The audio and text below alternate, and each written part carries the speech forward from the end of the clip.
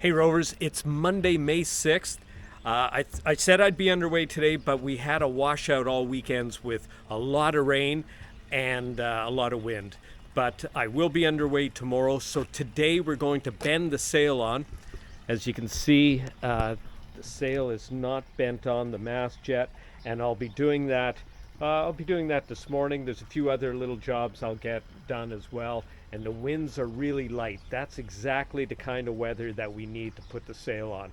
The other reason I didn't get anything done on the weekend, I met with Kevin Boothby from How to Sail Oceans, and we had a great get-together. What you probably may not know is that Kevin and I have been really good friends over the last couple of years. We've stayed in touch. We met last summer in Halifax and had a good time, but we didn't get a chance to show each other our boats. This time around we did, and I'll show you that in an upcoming interview video that I did with Kevin. So there's something to look forward to, but now I have to crack on with getting this sail on. The Wave Rover 650, a design based on my solo ocean crossings.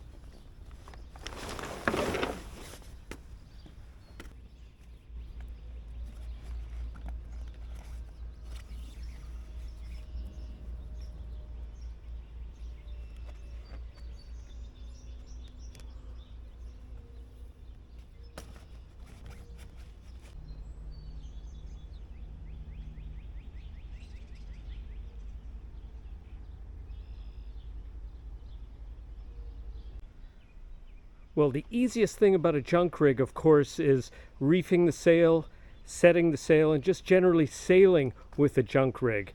The hardest thing about a junk rig is remembering how to rig it. So I've spent about the last hour bending the sail on. There's a lot of lines that you have to put on. It's I'll just show you. Now it's looking pretty good right now. I've got everything sorted out. I still need to make some adjustments, but we're pretty much there. I've got a big twist there in the main halyard. When I lower it, I'll sort that out. But yeah, we're not that far away from being able to set off under sail. I need to lash the boom on, and I need to get some chafe gear on right here. And that's it. Look at the anti-chafe gear that we put on when I was in Stonington. Again, thank you, Harold, for all your good work. You're a Wave Rover hero.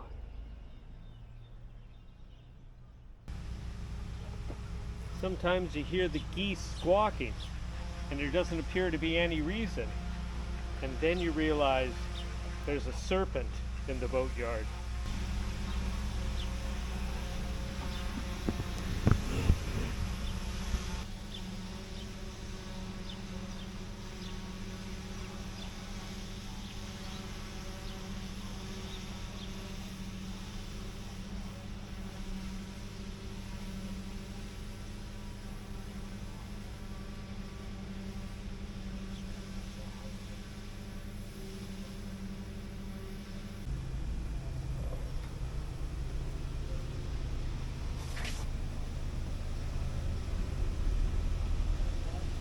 So I'm having my last lunch ashore before I head off, and as always, it's a steak. And I'm having lunch here with my good friend Tom, who's also having a steak. And we're at the Hard Yacht Cafe. Just a terrific place.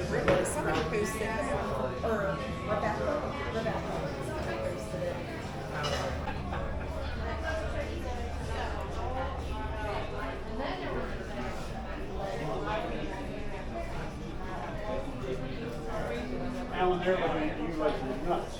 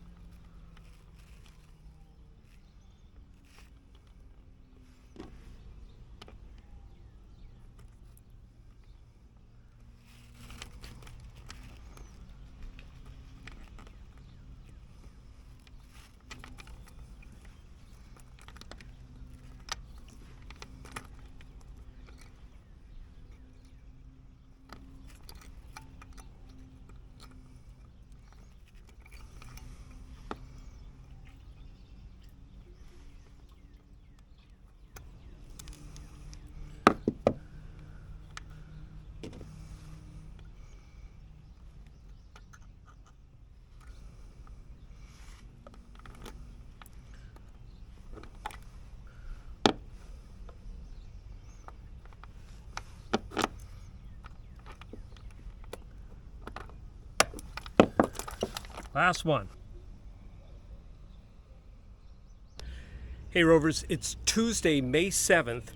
We'll be getting underway shortly. So it's early in the morning. In fact, it's great this time of the morning because there's virtually nobody up and the yard is nice and quiet. So I've given myself a haircut, given myself a nice hot shower and a shave, and I am totally loaded. I mean, I could set sail today, but you can see it is so calm here. So that's almost perfect though. I know a lot of you are saying, how are you going to sail in weather like that, Alan? Well, the truth is that after being ashore for about 4 months, the best thing you can do is take a nice, easy, motor or sail to a nearby anchorage, drop the hook, get your head in the game, and that's key because crossing the Atlantic in a small boat like Wave Rover, it's an adventure. So you just don't want to just pick it up and just head out tomorrow. So I'll be staying overnight in Anchorage and nearby. I think it's about 12 miles away. And then tomorrow the wind will just begin to start filling in, and it'll fill in over the next few days. I'll make my way down to Annapolis. There's some folks that want to meet me there. So the adventure begins. Okay, let's have a little nav briefing. So this is the overview. We'll just make it bigger. So there's the Atlantic Ocean. This is Chesapeake Bay. It comes way up here. And where the red triangle is, right there, that's Baltimore. And the red triangle represents Wave Rover. So we'll just expand out a bit. And I'm in a creek here. And I'm in Lynch Cove, and I'll have to head out into Bear Creek. I'll go past a railway bridge, and then I'll go under a drawbridge. Then I'll cross under a great big highway bridge, and then on my starboard side, we'll see what's left of the Francis Key Bridge, which was destroyed recently. Many of you know about this from that ship that collided with one of the supports. So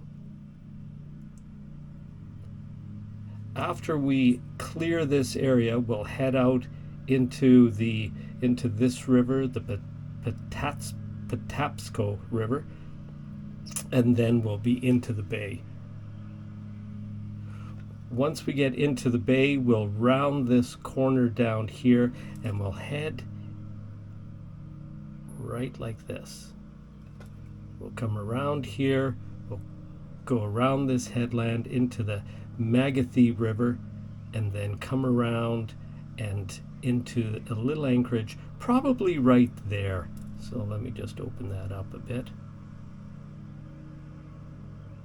So this is Gibson Island, and I'll come around, I'll come through this entrance, and I'll anchor here. And that'll be it for the day's plan.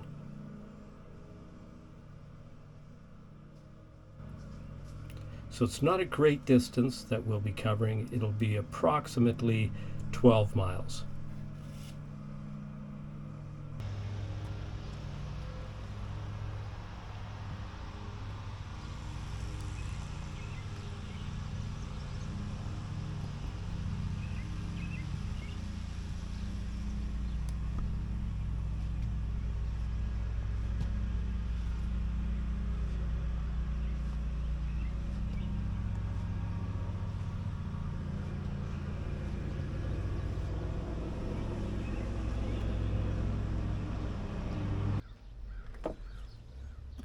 Just get a little bit of oil into the motor. Oh, let's put the choke on.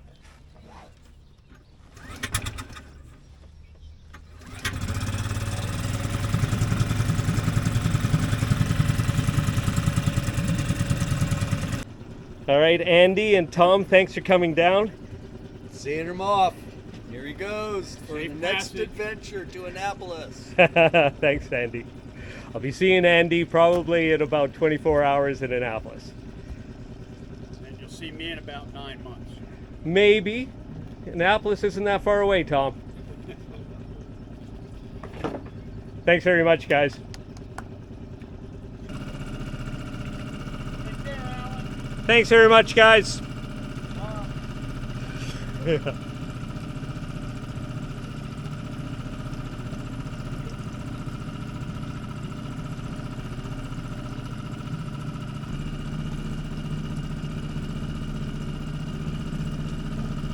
Well, it's been a great bunch of people that I met here at Rotobush Yacht and Engine Works, and I have to say, you know, the number of people that have come down to say hi has been terrific, and yeah, it was very, very pleasant.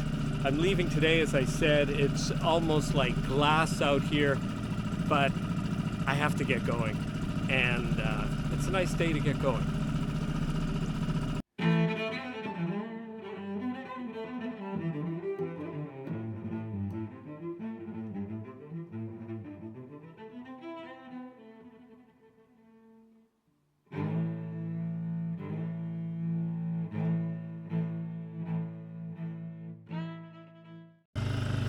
Bear Creek Bridge Control.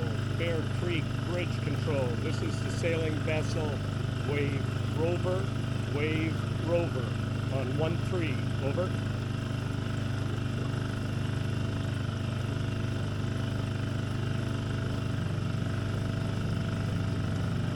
This is Bear Creek. Go ahead. Good morning, Terry. This is the sailing vessel Wave Rover. I am outbound and requesting a bridge opening. Over. 10-4, you coming back in today? Negative. 10-4.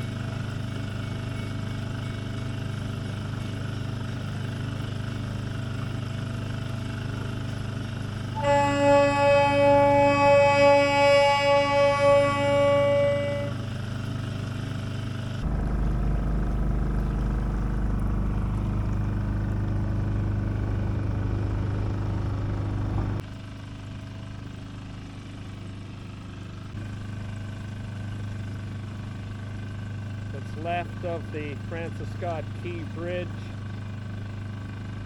Wow. What a tragedy. There's a tiny little channel open, and we can see that that tug is now entering it. And the police were, well, they were friendly, but they came up to make sure that I wasn't going any closer. They're pretty much on the exclusion line for anybody who's not on business in this area. My goodness, the fog is beginning to lift.